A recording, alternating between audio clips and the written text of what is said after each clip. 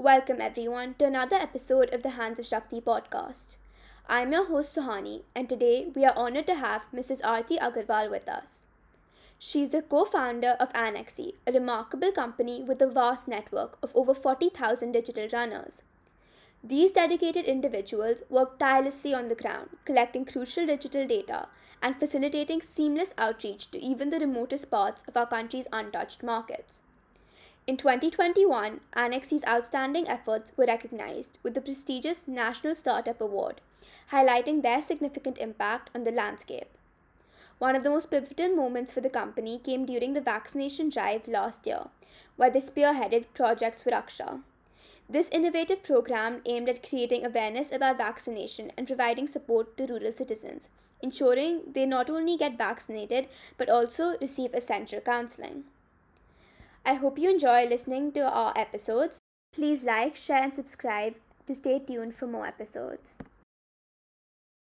Hi, welcome back to the Hands of Shakti podcast. I'm your host Sahani, and I'm thrilled to have Ms. Arti Agarwal, the founder of Annexi, with us today. Hey, hi, Swani. Hello. So, should we get started with the questions? Yes, we can. Okay. So, what inspired you to start Annexi, and what is the core mission driving your work? So, at Anaxi, we are at a mission to enable businesses to grow and remove geography as a barrier. So actually, I use that term very often. I'm an entrepreneur by matrimony. So my co-founder married me because he was looking for a co-founder, and he just got me on board, and we started working with biometrics, which is fingerprint technology and stuff like Yeah. that. And we were working in Aadhaar domain.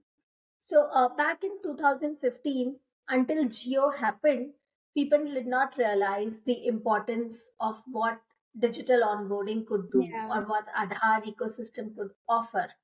And when Geo happened, that was the time when people realized about the impact of digital onboarding.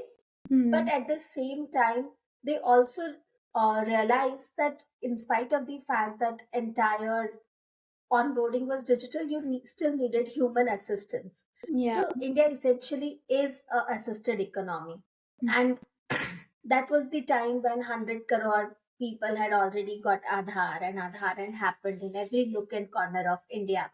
So it was so Anaxi Digital Runners was born as an on-demand KYC platform to help fintech and other companies get their KYCs done. And since Aadhaar had happened in deep rural areas, we were already working. We were doing selling fingerprint scanner and devices before that. So it was a logical step for us to start with an on-demand KYC platform. But when we actually went to tier 2, tier 3 geographies, we realized that KYC is just a very small part of it. There's a huge opportunity lying there because brands and businesses they don't go to tier 2, tier 3 geographies.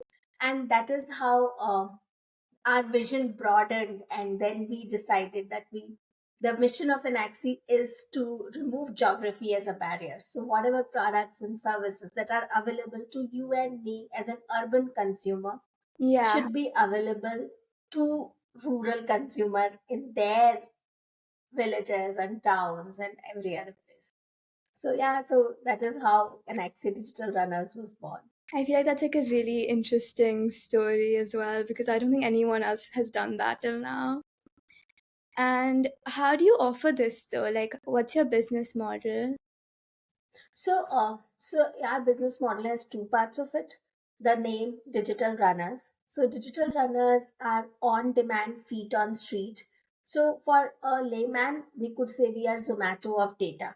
So the way you can order food on Zomato, our customers can order any data or outreach related services to an Axie, and we get it done through our network of digital runners, which is spread across 26 states.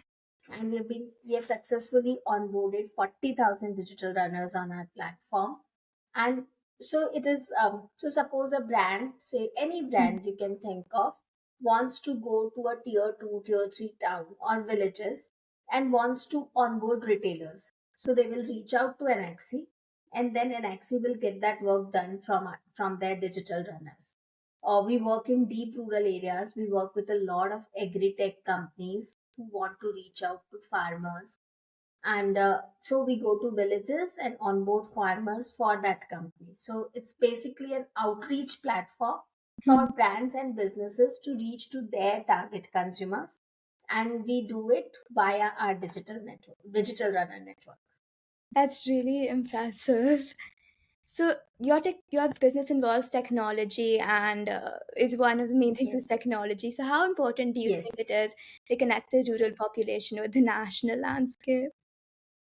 So I think technology is one of the biggest enabler for our existence. Yeah. So had it been not been for the, so I keep saying that long back in 2017, Mhm. I used to say that people used to say India is a data poor country. Yeah. Brands and businesses do not know what are the needs of the consumers out there, right?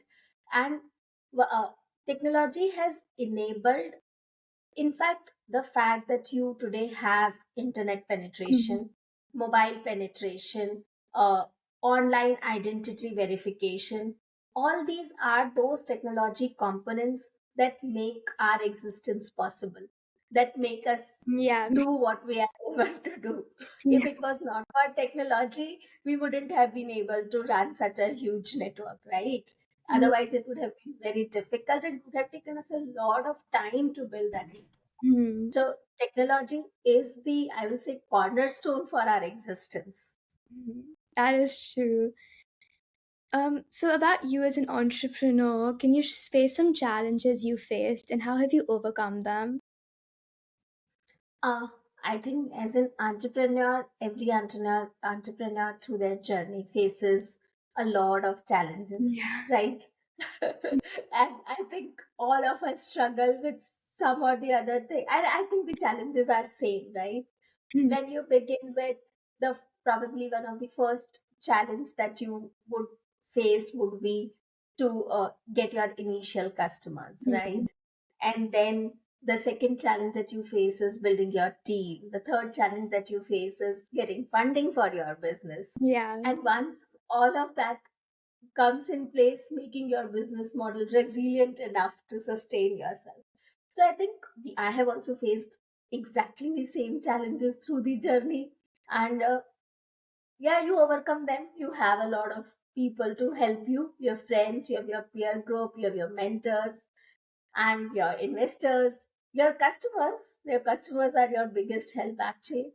So, so yeah, so these, I faced all of them at any point in time. I Yeah. think Do you think it's easy one, dealing with failure? no, I don't think it's easy to It's deal with failure. It needs a lot of resilience. I think my one of my toughest time was the first wave of COVID, yeah. because as I said, we are a feet on street model, right? Yeah. And when there is lockdown, our runners are, you cannot do anything, right? Your runners are basically at home. So our revenues almost dropped to 1/10 of what we were doing. We Mm. were almost at the peak of our numbers in February 2020. We had crossed the milestones we had decided. So we were at five. The milestone we had decided to reach by January 2020 was 500 touch points a day. And in February, we were doing almost 700, 800 touch points a day. Wow. And that was the time when we were supposed to go to raise funds also, because we had hit the milestone which we had decided, and we postponed our fundraise to June, thinking that let's just go, we are already doing 700, 800, let's do 1,000 touch points a day, Yeah. and then let's go and raise funds. We are not in a dire need right now. And then March, COVID hits you, and entire thing just gets Yeah. wiped off from the screen. So I think that was one of the toughest time as an entrepreneur, if you ask me, that we faced. And sometimes, and at that point in time, somebody would have said to me that there's something called blessing in disguise. I wouldn't have agreed to. Mhm. But But when second wave of COVID happened, and in the first wave it was urban, right? Corona Yeah. hadn't reached villages. But during the second wave, it had gone deep in India.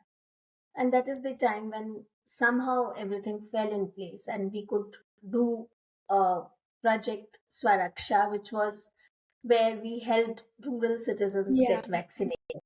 And our runners also got work. So I think that was, and at that point in time, we did 10,000 touch points a day. So that was not something that we would have imagined Yeah, like in that was something that 2020. that came out. Yeah, it was like the toughest time, and I'll think the Yeah. best time at Maxi we have had. So yeah. Mm. So, like you've mentioned, like the community around you really helped you. So, how do you think working with them has influenced your approach? uh I think few things that I have learned over years is there's no harm in asking for help. If Yeah. you ask for help, people come up and help you. So one thing I think as an entrepreneur over years, as a young entrepreneur, I think we are very shy of asking for help. We think that as an entrepreneur, we are expected to solve all the problems. The buck stops at us. But if you ask for help, people go out of the way to help you. Yeah. And the support that you need from your mentors or your advisors, it just comes through. And that really, really helps you get through that tough phase. So the fact that your investors stood by you during COVID and they understood that this is a exceptional situation and whatever your company is going through is exceptional is something that helps. And then you have to be upfront in telling people this is it. Obviously, there are concerns. Obviously, people will ask questions, but that's fine. They understand. So I think asking for help is something that I learned. Yeah, no, that's I feel like a very important learning as well. Yeah. And so, like, you do work in the technology sector, and a lot of people know that the technology sector is very male dominated. So, do you think you faced any gender related challenges in the sector? Oh no. So Mhm. I would touch wood. I've been absolutely lucky in that sense. Uh, I don't know, but I haven't faced a single instance where my being a female As in, has affected me in any manner. I yeah. mean, my investors love to talk to me, my customers love to talk to me. I mean, everybody, everybody. I have not faced a single instance where I have faced that, oh, since I'm a female, I'm not getting this. No, never. I would never. I think that's a very good thing. Also, it also shows you how Yeah, yeah, in the everyone's changing as well. So, correct. this is my last question.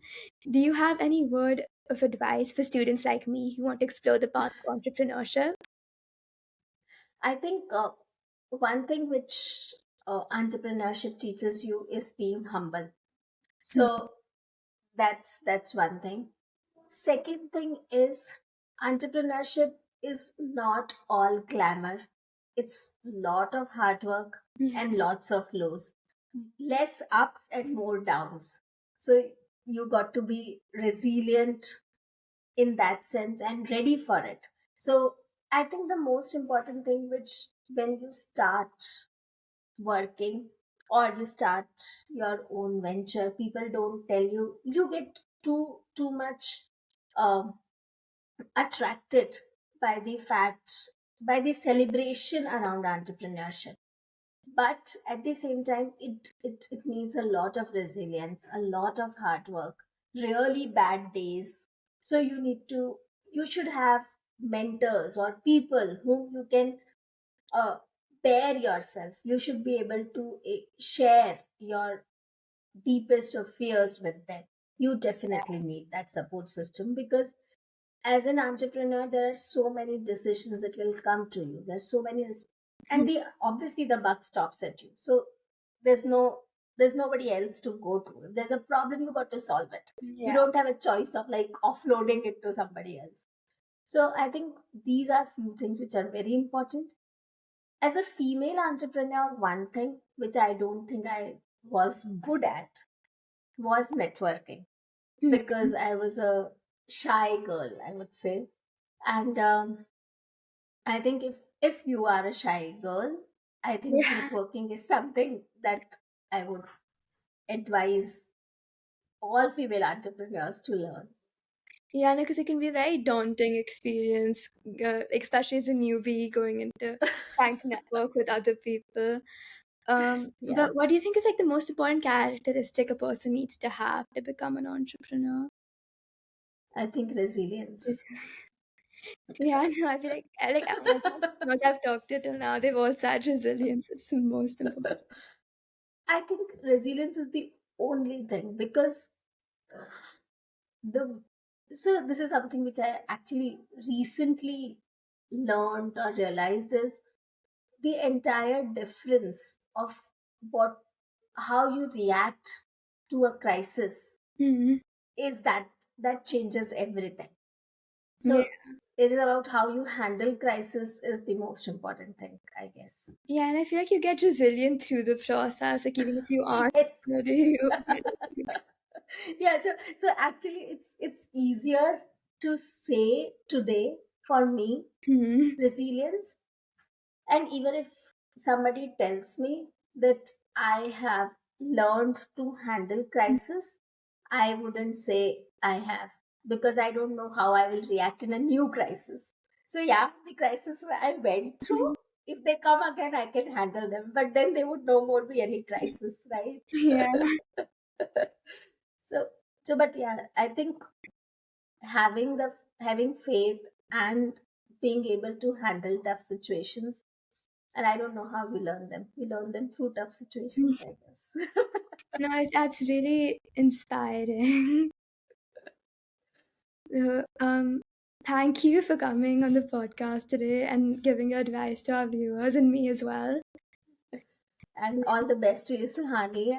Thank I feel you.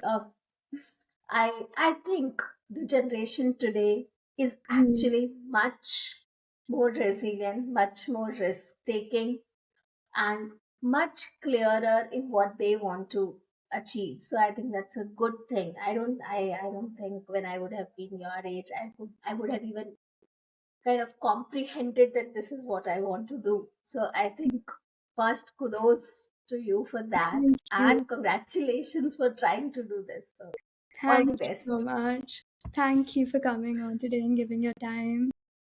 It was really inspiring to hear your story. Thank you, Suhani. And it was good to talk to you.